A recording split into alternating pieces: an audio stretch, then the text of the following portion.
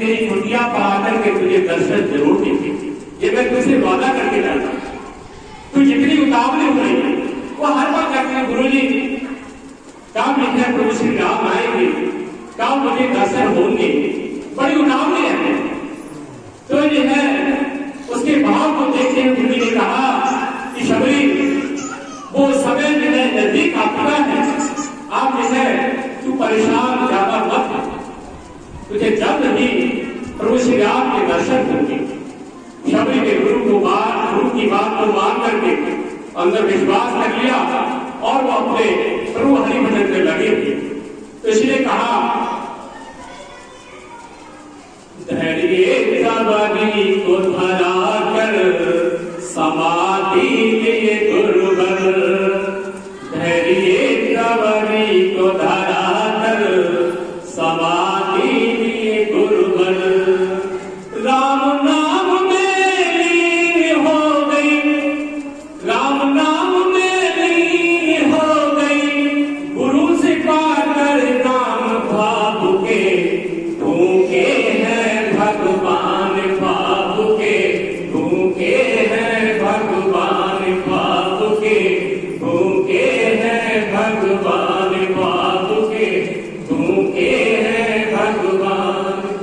भाव नहीं तो कुछ भी नहीं, भाव नहीं तो कुछ भी नहीं, जलाधि करो गुणगान, भाव के भूखे हैं भगवान, भाव के भूखे हैं भगवान, भाव के भूखे हैं भगवान।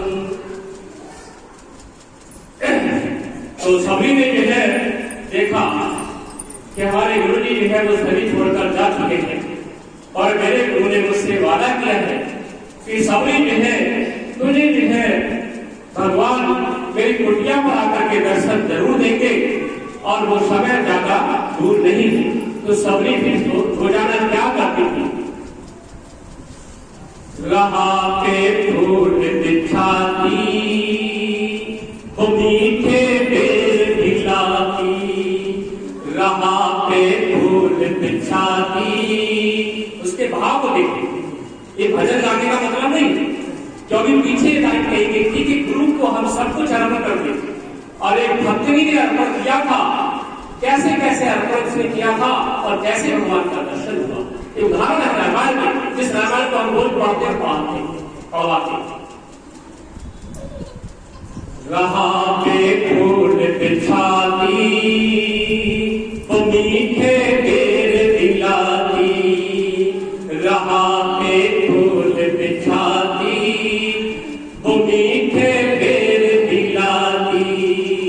मेरे प्रभु जी आएंगे नैनों में तबुल सजाती, मेरे प्रभु जी आएंगे नैनों में तबुल सजाती, मेरे प्रभु जी आएंगे नैनों में तबुल सजाती। प्रभु का ध्यान लगा के निश्चित निदान पुकारे, प्रभु का ध्यान लगा के निश्चित निदान पुकारे। उमरिया बीत गई रे अखियां पलक निहारे, उमरिया बीत गई रे अखियां पलक निहारे। शबरी जो है कह रही है कि 10,000 वर्ष की उम्र पूरी होने जाती है, क्योंकि सत्युग पे 10,000 की वर्ष 10 वर्ष की उम्र हुआ करती, 10,000 वर्ष की 10,000 वर्ष की उम्र जो है त्रेता युग में होती थी और वो सारी उम्र पूरी होने जा रही है। माता शबरी कहने लगी कि जो है मेरी आंखें जो है दुखने लगी है भगवान के दर्शन करने के लिए, भगवान का दर्शन अभी तक नहीं हो रहा हुआ है और इन्हें कब दर्शन होगा, पर गुरु ने कहा है कि दर्शन जरूर होगा और भगवान कुटिया पर आकर दर्शन देंगे। तो मेरे गुरु तो सच्चे थे और उनका वचन भी सच्चा है, जरूर भगवान मेरी कुटिया पर आकर के मुझे दर्शन देंगे। तो है सबरी कह रही उमरिया बीत गई रे कि अखियां पंख निहारे, उमरिया बीत गई रे कि अखियां पंख निहारे। जर्जर हो गई काया मेरी, जर्जर हो गई काया मेरी, फिर भी बसे राम में प्राण भाव के, भूखे हैं भगवान भाव के, भूखे हैं भगवान भाव के, भूखे हैं भगवान भाव के, भूखे हैं भगवान। भाव नहीं तो कुछ भी नहीं है, लाज करो गुणगान भाव के, भूखे हैं भगवान भाव के, भूखे हैं भगवान भाव के, भूखे हैं भगवान। माता मेरे सभी बात साथ है, जब थोड़ा आवाज निकाल करके आप लोग बोलो बहुत आनंद आएगा, क्योंकि अगर यहाँ पर ढोलक बाजा होता और सब तरफ से स्पीकर लगे होते हैं और डांस करने वाले डांस करते होते तो ये रंगमंच बहुत बन जाता, पर ये तो शांति वाला मंच है, यहाँ पर वो ढोल तमाशा वाला नहीं, पर बहनों का साथ चाहिए, भाइयों का साथ चाहिए।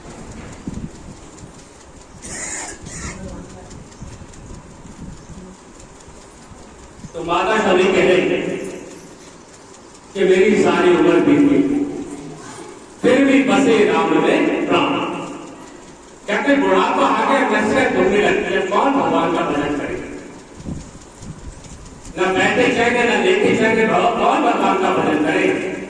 पर माता कभी ने आखिरी समय तक कह जर्जर हो गई काया, कि सारी शरीर में मांस रहा ही नहीं, खाल लगने लगी, हाड़ दिखने लगे, फिर भी माता शबरी ने भगवान का भजन करना नहीं छोड़ा। इसलिए वो कहते हैं कि फिर भी बसे राम में प्राण, कि ऐसा भाव जिन्हें माता शबरी का भगवान में लगा।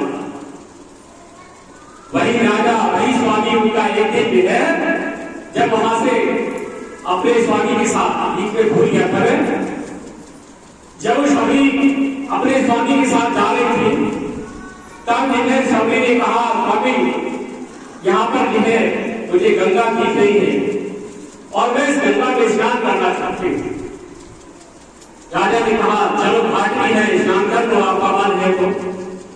शबरी जो है उस घाट के अंदर जब नहाने के लिए गई, उस समय शबरी नहीं भिल्ली थी, यहाँ पर थोड़ा मिस्टेक हो गई थी, शबरी नहीं भिल्ली थी उस समय, शबरी तो बाद में बनी। जब भिल्ली का रूप उनका था तब वो नहाने के लिए अंदर घुसी, तब गंगा में घुस करके उन्होंने गंगा मैया से बात को कहा था कि हे गंगा मैया, अब मैं अपने शरीर को आपको अर्पण कर रही हूँ और आपसे विनती है, हे प्रभु, हे पिता परमेश्वर, आप मेरी आवाज को सुन रहे हैं, आपको हर जगह है। अब मैं अपने शरीर को गंगा मैया को अर्पण कर रही हूँ, आप मुझे ऐसे घर में जन्म देना जहां पर कोई परमात्मा का भक्त हो, जो मैं हरि भजन करके वापसी प्राप्त करूँ। तो जब जिन्हें गंगा स्नान करने गई और जब अंदर घुसी तो उन्होंने जब डुबक लगाई तो शरीर को त्यागने के बाद ही शरीर ऊपर आया, तब जाकर के वो शबरी बनी। और ऐसी शबरी बनी कि देखो बुढ़ापा आ गया, शरीर में कुछ भी नहीं रहा, फिर भी हरि भजन नहीं छोड़ा, फिर भी हरि भजन नहीं छोड़ा और भगवान के लिए कैसी लगन लगी रही। आगे सुनिए शबरी के भजन में शबरी का कैसा भाव है। रामायण में सुंदर आसन लगा के स्वच्छ कुटिया सजा के, सुंदर आसन लगा के स्वच्छ कुटिया सजा के। जैसे आप हमको महाराज जी बुलाते और चाहे भी किसी भी गुरु का कोई शिष्य हो, कोई अपने गुरु को जब बुलाता है, कई गुरु जी के प्रोग्राम होते हैं, कितने सुंदर